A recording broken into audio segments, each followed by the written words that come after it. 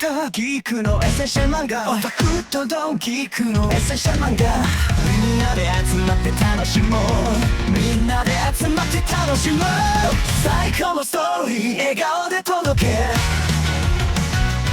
最高のストーリー笑顔で届けエッセンシャル漫画素敵な世界 Welcome everyone to otakusandgeeks.com. Justin here, back with more essential manga, and today, my friends, we are back with episode 6. I know it's been a minute, and we are here to be discussing more of that good old manga that you know and love, and what we feel you should add to your collection. So for today, for episode 6, we're going to be talking about Blood on the Tracks by Shūzō Oshimi, and this is a psychological horror slash thriller that really dwells into the twisted dynamics of a toxic mother and son relationship.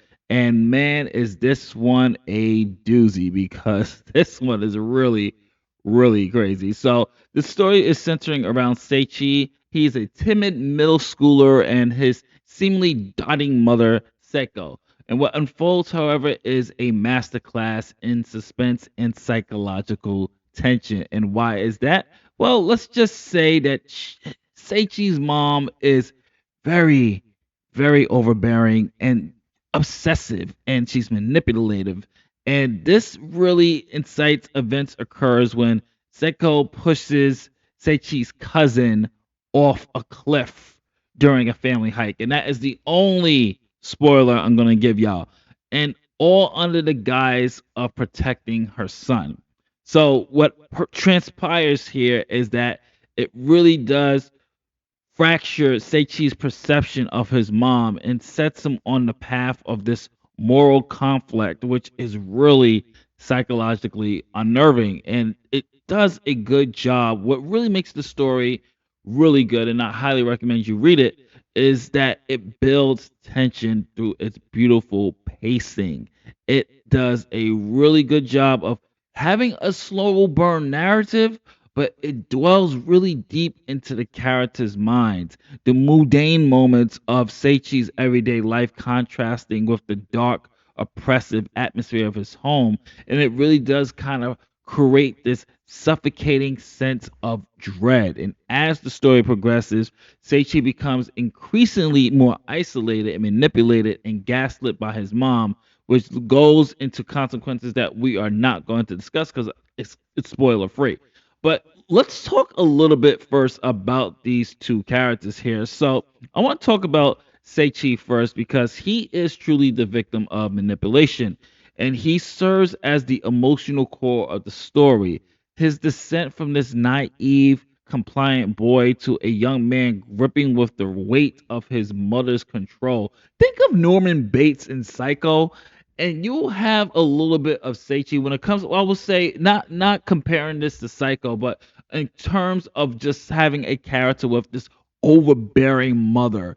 This is like that, but on a whole dialed up to 10, because man, is Psycho really just overbearing, and she just hides this deeply unsettling psyche. She has this obsessive love for Seichi, and it's not only suffocating but also very manipulative.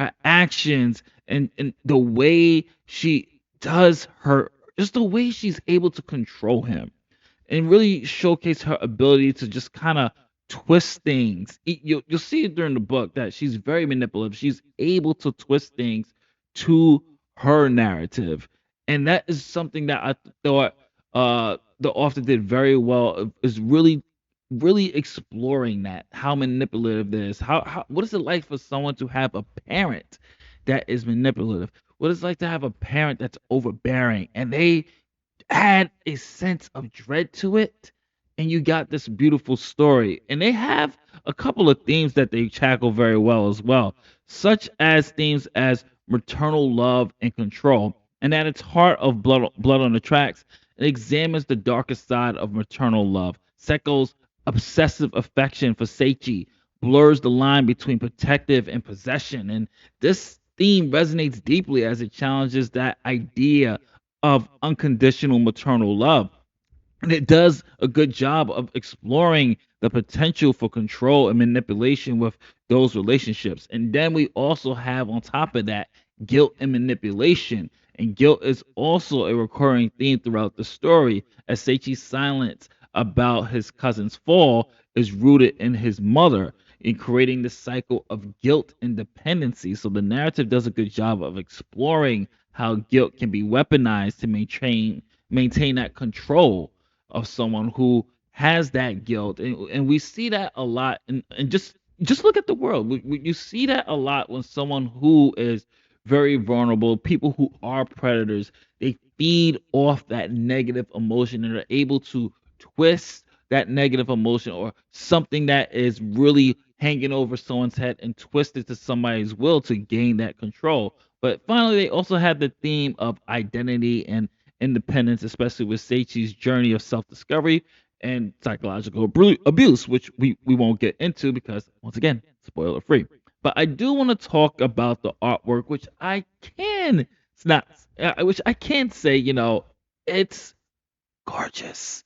The art might be simple, but when I tell you it has so much emotional weight as you turn the pages, as you look at each panel, Seiko's chilling, calm demeanor, and then you have Seichi's descent into despair. You see all that in the facial expressions, and you see that with the environment. You see that with the greatest strength of its pacing. It does a wonderful job of capturing those human emotions. So why is Blood on the Tracks essential manga reading? Well, let me give you a couple of reasons. It has unflinching psychological depth. This series is a masterclass in psychological horror, offering an unflinching look at the darker aspects of human relationships. Also, we have some relatable themes as well. The exploration of a toxic family dynamic, identity, emotional manipulation. That's something everyone, even if you haven't experienced it yourself, that is something everyone can relate to, of having either a toxic family member or a toxic situation. I think the majority of us have had at least one encounter with a toxic individual in our lifetime so far. And of course, it's some unique storytelling. Shimi's ability to balance a slow burn narrative with moments of shocking intensity keeps us gripped here. And let's just also add in, once again, the atmospheric artwork. It does a great job, express driven artwork enhancing the story's psychological weight.